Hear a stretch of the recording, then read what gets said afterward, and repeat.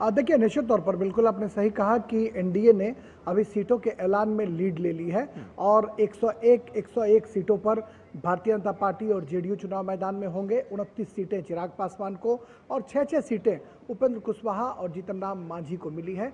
और इसके साथ ही ट्वीट करके जो है वो सूचना दी गई है एनडीए के नेताओं के द्वारा कि सब कुछ गठबंधन में ठीक ठाक है। लेकिन जो सबसे बड़ी खबर है निखिल, वो कि नीतीश कुमार अब बिग बॉस नहीं रहे और भारतीय जनता पार्टी और जेडीयू दोनों जुड़वा भाई बन गए हैं।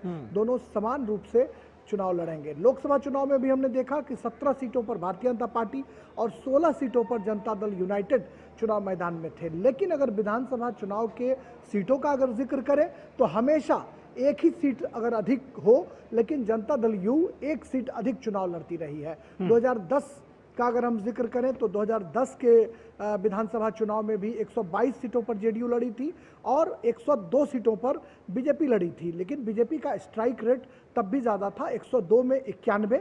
हालांकि 122 में 115 सीटें जेडीयू को जीतने में कामयाबी हाथ लगी थी। और ये सिलसिला लगातार जारी रहा कि बीजेपी और जेडीयू के बीच लोकसभा चुनाव में बीजेपी और विधानसभा चुनाव में जेडीयू बड़े भाई की भूमिका में होते थे।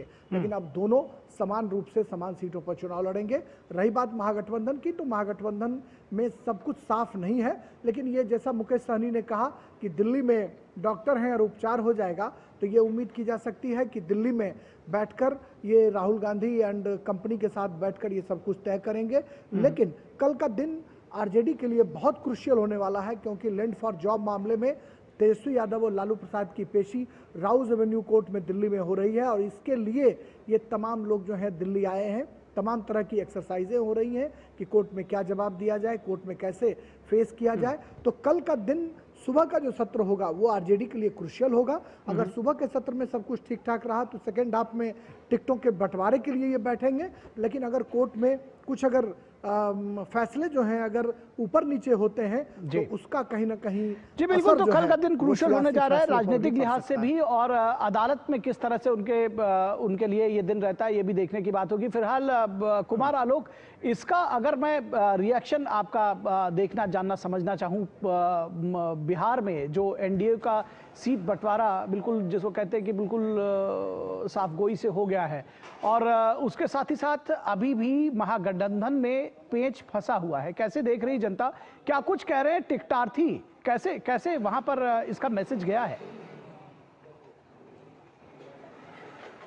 देखिए, आपने जो कहा कि एनडीए में जिस तरीके से सम्मानजनक सीटों का बंटवारा हुआ है, तो अगर कहें कि मानसिक जो जीत होती है वो दोनों गठबंधन में से कहा जाए तो ये एनडीए ने को मानसिक जीत हुई है और महागठबंधन में अभी भी जीत जारी है। और खासकर हम कहें कि कांग्रेस के बड़े नेताओं को दिल्ली तलब किया गया है और वहाँ पर जो कांग्रेस के बड़े नेता हैं, चाहे मल्लिकार्जुन खड़गे हैं, राहुल गांधी हैं और प्रियंका गांधी हैं, ये सब मिलकर के एक कांग्रेस के अंदर जो जिस तरीके से आरजेडी और महागठबंधन के लोग कांग्रेस को 50 से नीचे रखना चाहते हैं, जबकि 70 सीटों पर चुनाव पिछली बार वो लड़े थे कांग्रेस, लेकिन उनका परफॉर्मेंस बहुत ही खराब रहा था, स्ट्राइक रेट बहुत ही खराब रहा था।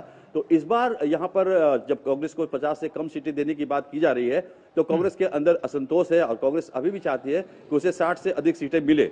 दूसरी तरफ वीआईपी की पार्टी के जो मुकेश सहनी हैं, मुकेश सहनी का भी दावा है कि उनको भी 30 से लेकर 40 सीटें दी जाए, लेकिन वहां भी मुकेश सहनी के लिए भी गठबंधन के अंदर ही काफी लोग आपस में जो तालमेल है वो नहीं बैठ पा रहा है। दूसरी तरफ सीपीआई एमएल के जो दीपांकर भट्टाचार्य है, महासचिव हैं, उन्होंने साफ साफ कह दिया है प्रेस कॉन्फ्रेंस में कि मुकेश सहनी को सम्मानजनक सीटें दिए जाना चाहिए। और इस बयान के बाद सीपीआई और सीपीएम, यानी कि वाम एकता की कभी बात होती थी तो सीपीआई और सीपीएम के जो नेता हैं वो काफी नाराज हैं, क्योंकि सीपीआई और सीपीएम को भी उनके द्वारा मांगे सीट के अनुसार उन्हें सीट नहीं दिया जा रहा है। तो महागठबंधन के अंदर एक चाओ से अभी, और उसको कैसे निपटते हैं महागठबंधन के नेता, चाहे वो राहुल गांधी हो, चाहे वो तेजस्वी यादव हो, लालू प्रसाद यादव हो, इसको कैसे निपटते हैं वो देखने वाली बात होगी। और कभी जो राउज एवेन्यू कोर्ट में जो सुनवाई होनी है कल, और जिसमें 25 अक्टूबर को यह फैसला सुरक्षित रखा था न्यायालय ने, और कल इस पर फैसला आएगा और फैसला क्या होगा ये भी अपने आप में एक राजनीतिक महत्व की बात होगी।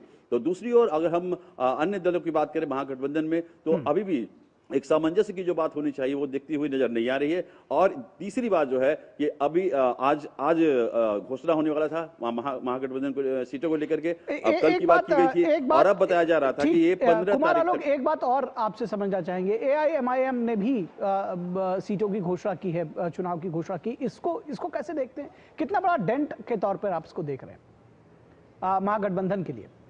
देखिए मैं यहाँ 2.5 महीने से हूँ और ग्राउंड में घूमता हूँ, और खासकर जब मैं अल्पसंख्यक लोगों के मोहल्ले में मैं गया या उनके लोगों से हमने बात की, तो खासकर जो यंग जनरेशन है, तो यंग जनरेशन ने कुछ ऐसे कहते हुए मिले हमको कि हम महागठबंधन के साथ ओवैसी की पार्टी गठबंधन करना चाहती थी और मात्र 6 सीटों की मांग कर रही थी, लेकिन लालू प्रसाद यादव और जो महागठबंधन के लोग हैं उनको भाव नहीं दिया, और इसी का परिणाम रहा कि आज ओवैसी की पार्टी ने 100 सीटों पर लड़ने का फैसला किया है। तो आप देख सकते हैं कि पिछले विधानसभा चुनाव में ओवैसी को बहुत ही हल्के तरीके से लिया गया था, लेकिन खासकर सीमांचल के इलाकों में जबरदस्त परफॉर्मेंस किया, और पहली बार तो दूसरी बार ये लड़ रहे थे, 2015 में भी चुनाव लड़ा था, लेकिन इस बार उन्होंने 5 सीटें जीती और कम से कम 15 सीटों पर महागठबंधन को बुरी तरीके से परेशान किया, और महागठबंधन 15 सीटों पर हारी सिर्फ और सिर्फ ओवैसी के कारण। तो ओवैसी को ये मना नहीं पाया, क्योंकि ओवैसी को साथ लाने में ये भी हो सकता है कि जो एमवाई के चैंपियन है आरजेडी, उनके लिए डेंट हो सकता था कि अगर हमने ओवैसी को स्पेस दिया बिहार में, तो ये हमारा एमवाई जो समीकरण सदियों से चला आ रहा है, बरसों से चला आ रहा है, उस पर डेंट लगेगा। तो शायद इसी को लेकर के ओवैसी ने 100 सीटों की घोषणा किया। और एक चर्चा ये भी चल रही है कि तेज प्रताप यादव की पार्टी यानी लालू यादव के दूसरे जो सुपुत्र हैं, पहले बड़े पुत्र हैं, उन्होंने जनशक्ति दल बनाया है, तो जनशक्ति दल के साथ भी ओवैसी गठबंधन कर सकते हैं। ये एक आपने अच्छा समीकरण बताया है। अगर इस तरह से होता है तो जाहिर तौर पर, राजेश आपसे समझना चाहेंगे, एक तो इस पर भी आप बताइएगा कि अगर लालू यादव के दूसरे सुपुत्र एआईएमआईएम के साथ चले जाते हैं, हालांकि अभी ये इफ्स एंड बट्स है, लेकिन जिस तरह से चुनावों में लगातार समीकरण बदलते हैं, इसमें कुछ नहीं कहा जा सकता। दूसरे, दिल्ली से आप क्या जानकारी देंगे, कांग्रेस और आरजेडी के बीच में किस तरह से, क्योंकि दोनों लोगों के बीच में मैक्सिमम सीट गेन को लेकर के एक कहीं ना कहीं कवायद चल रही है, और यही वजह है कि जो तमाम जो अभी तक बंटवारा नहीं हो पाया, उसके बीच में कहीं ना कहीं कांग्रेस और आरजेडी के बीच में भी खींचतान है। ऐसा नहीं है कि उनके बीच में सब कुछ ठीक है। देखिए निखिल, जो मेरे सूत्र बताते हैं, जो होटल ताज पटना में डीडी का कॉन्क्लेव हुआ था, वहां मैं मौजूद था, और वहां पर कॉन्क्लेव से एक दिन पूर्व अखिलेश प्रसाद सिंह, जो बिहार कांग्रेस के पूर्व अध्यक्ष हैं, वो आए थे। जब हमने उनसे बातचीत करी थी तो उन्होंने कहा था कि 70 सीटों पर पिछली बार कांग्रेस चुनाव लड़ी थी, लेकिन 70 सीटों पर इस बार कांग्रेस चुनाव नहीं लड़ेगी, क्योंकि हमारे साथ मुकेश सहनी भी जुड़ गए हैं, लिहाजा कांग्रेस की कुछ सीटें कटेंगी और आरजेडी की कुछ सीटें कटेंगी, और हम दोनों मिलकर एकोमोडेट करेंगे मुकेश सहनी को। मुकेश सहनी से भी जब हमने ये सवाल पूछा, और मुकेश सहनी ने हमारे कॉन्क्लेव में ऑन द रिकॉर्ड भी ये कहा कि कांग्रेस और आरजेडी दोनों अपने अपने कोटे की कुछ एक सीटें देकर हमें एडजस्ट करने की कोशिश करेंगे। अब वो संख्या क्या होगी ये बेहद महत्वपूर्ण है, क्योंकि उन्होंने कहा कि हमने 60 सीटें मांगी थी, लेकिन जो जानकारी मिल रही है कि आरजेडी ने उन्हें 18 सीटों की पेशकश की है, और डिप्टी सीएम पद का राग लगातार मुकेश सहनी अलाप रहे हैं तकरीबन कई महीनों से। खास करके लोकसभा चुनाव में जब वो लगातार हेलीकॉप्टर में तेजस्वी यादव के साथ जब घूम रहे थे, उस वक्त से वो लगातार कह रहे थे कि मुझे डिप्टी सीएम का पद मिलेगा। तो अब आरजेडी के लिए ये दुविधा की स्थिति ये है कि अगर वो मुकेश सहनी के लिए डिप्टी सीएम का पद का ऐलान करते हैं, तो कांग्रेस हर हाल में कहेगी कि हम राष्ट्रीय पार्टी हैं और हमारा भी एक डिप्टी सीएम होगा। चुनाव के बाद की परिस्थितियां कुछ और हो सकती है, सरकार बनने की स्थिति में परिस्थिति कुछ और बनेगी, और सरकार नहीं बनने की स्थिति में परिस्थितियां कुछ और बन सकती हैं। लेकिन अभी जो तत्कालिक स्थिति है कि 50 से 55 सीटों पर कांग्रेस को लड़ाने की तैयारी चल रही है। अगर मुकेश सहनी 18 सीटों पर मान जाते हैं, तो अगर उसकी संख्या अगर ज्यादा बढ़ती है, अगर बार्गेनिंग कैपेसिटी मुकेश सहनी ज्यादा बढ़ाते हैं, तो थोड़ी दुविधा की स्थिति होगी। लेकिन एनडीए में अब मुकेश सहनी की चूंकि दरवाजे बंद हो चुके हैं, सीटों का बंटवारा हो चुका है, ऐलान हो चुका है, ऐसे में मुझे लगता है कि मुकेश सहनी के लिए अब बहुत ज्यादा बार्गेन कर पाना आसान नहीं होगा, और वो जहां हैं उनको वहां रहने की बाध्यता होगी। शायद यही वजह है कि तेजस्वी यादव भी थोड़ा निश्चित नजर आ रहे होंगे एनडीए के सीटों के ऐलान से।